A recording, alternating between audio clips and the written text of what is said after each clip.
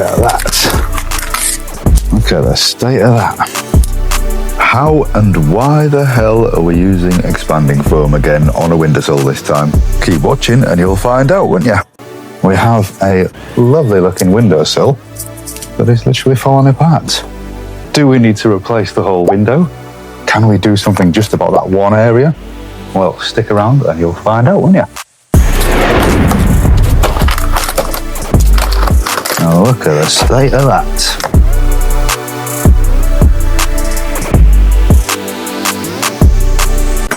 I think we're at the point where it is ready to come out. So let us see. Oh, maybe not quite. Oh, look at that. Look at the state of that. Even some of the inside of the windowsill's rotted a little bit as well. We'll have to do something about that, and I will show you exactly what we do about that very shortly.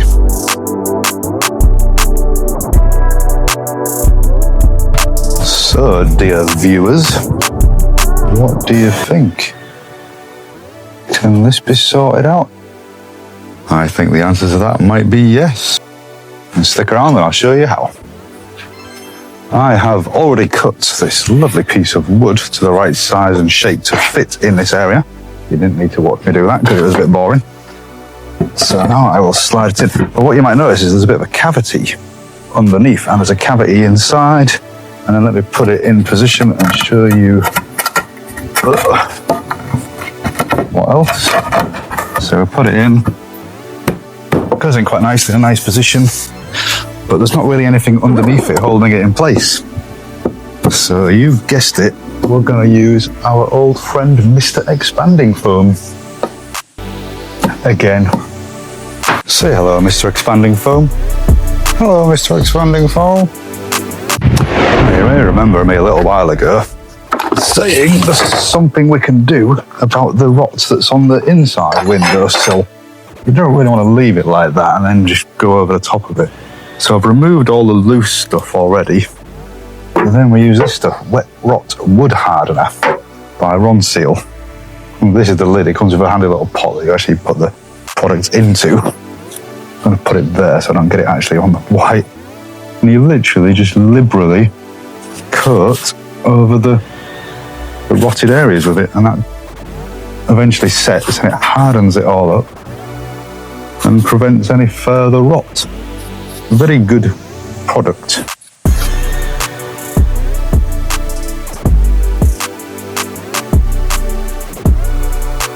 One thing I do want to do before using expanding foam, see all this is quite loose and brittle, even though I've hoovered it. I'll get a better picture. Even though I've hoovered it all out, it's still quite loose and brittle.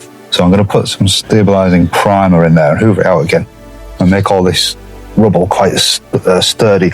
Otherwise I'd be a bit worried the expanding foam won't even attach to it, so then the windowsill would come loose over time. So I'm just going to stabilise that now. So this is what we're using. Santex Stabilising Solution. Quick dry. Very good stuff. We love Santex. I'll stick it on now. You should just brush it on. That's all you do.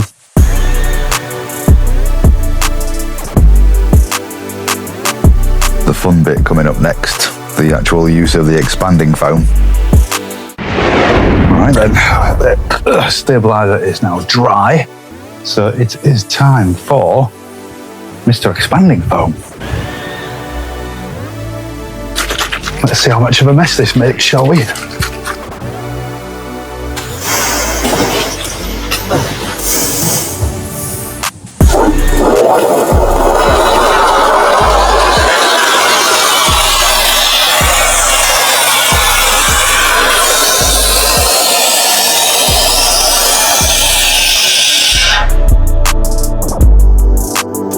We are chasing 1,000 subscribers for the Handies channel, just so we can get monetized by YouTube and actually start earning some money for all the hard work and effort we put into these videos. Would be very nice. So if you wouldn't mind pressing that little button that says subscribe on it, it'd be much appreciated. It should also mean we can actually afford to put some money into these videos and maybe do some better quality videos for you guys as well, which would be really nice.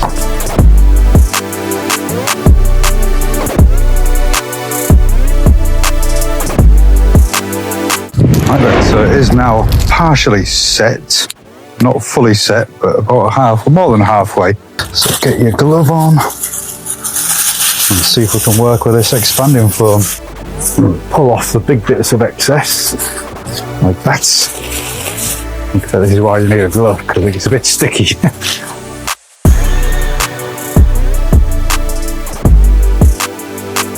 And then I'm going to get the other glove on.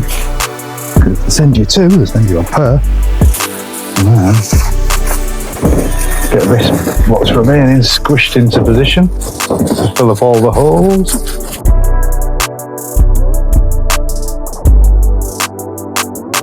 Now I am sure I'm going to get comments about this saying, why the hell did you use expanding foam? Well, the biggest reason I use expanding foam, it was to fill that cavity underneath. And expanding foam, once it's fully set, will stick this piece of wood that's the new windowsill in position. Plus it just fills all these nasty gaps that I would have to fill with something else if I didn't use expanding foam. There's kind of a one product does multiple things solution, if you know what I mean. And there you go, now we'll just leave that to fully set.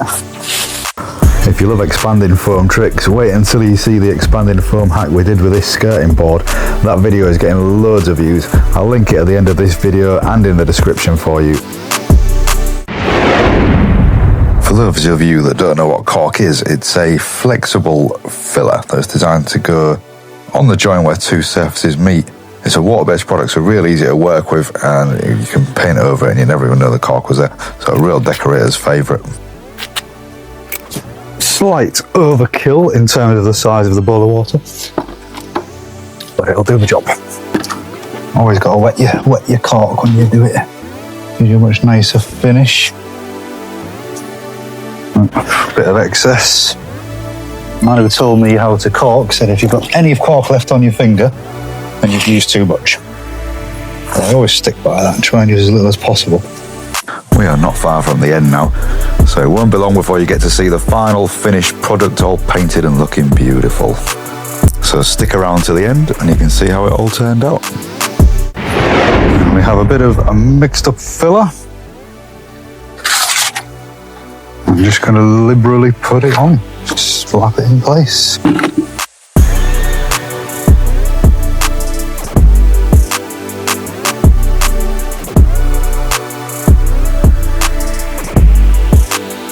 That looks too shabby at all, actually, does it? Not shabby at all. All dry, ready for a bit of sanding on the top there.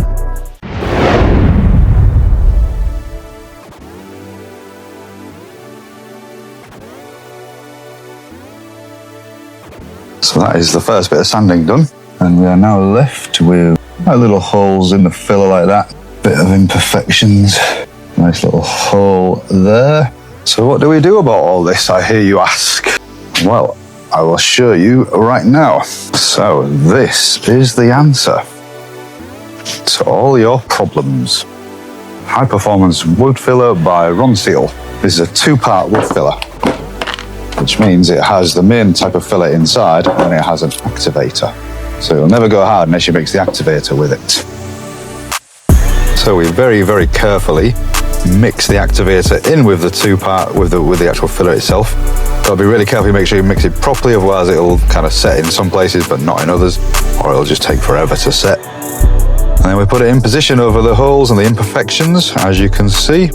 Then it literally takes like 5 minutes, 10 minutes to dry. And then as you can see me doing now, you can give it a nice little sand down, and then it's perfect. So we are now at the point then where everything is ready. Filler is all sanded and feeling good and looking good. However, we don't want to just paint straight over it, because paint probably won't bond to that very well. Likely will start peeling off again later if we just paint straight on it. So I'm going to show you exactly what you need to do. And what you need to do is you need to prime it. And today I'm going to use this stuff. It's called Peel Stop. It's actually designed for peeling paint, but it also binds chalky substrates, which is what the part of this product we want to do. This is a chalky substrate. So like a little bit of chalk comes off my finger. It looks like chalk anyway. So that's what we're using. So we're just going to go over the filled area with this. And that is it. Leave it dry in time. Once it's dried, that'll be ready for overcoats of paint.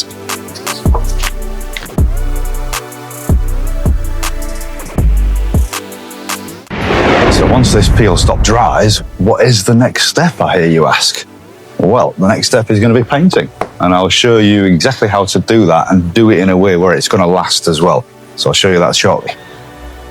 So the peel stop is now dry, so I'm just going to give it a little wipe over with a trade wipe. This is basically baby wipes for tradespeople. Very, very good products. We use it all the time for pretty much everything. Just any last bits of dust that's on there will get wiped off with this. Oh, there you go. Now it's on to the first coat. First coat is primer. Primer is pretty much just a paint, but it is designed to bond to the wood a lot better than a standard paint. If you try painting over the wood without a primer first, the paint probably wouldn't bond, and it would start peeling off quite quickly. Where this will bond to the wood perfectly, and then we paint over this with the overcoats, and then that bonds to the primer perfectly. So this is the next step. The primer is now dry. Perfect. So what do we paint it with, I hear you ask?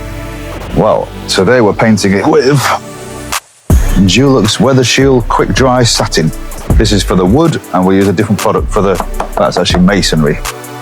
So again, easy peasy, just paint it. I'm also going to paint this windowsill, and the one we're using, Santex masonry paint. Again, love the Santex brand. Use it whenever we're doing outside painting for most things. So yeah, really just as simple as just get it on the windowsill.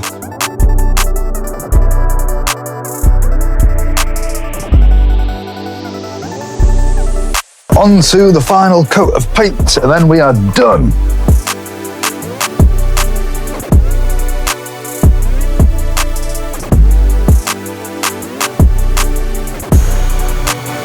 We are all finished.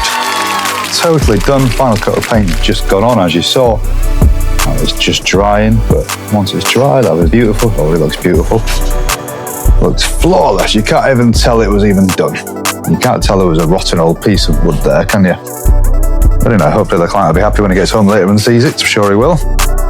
Anyway, thank you for watching, and hopefully we'll see you on the next one.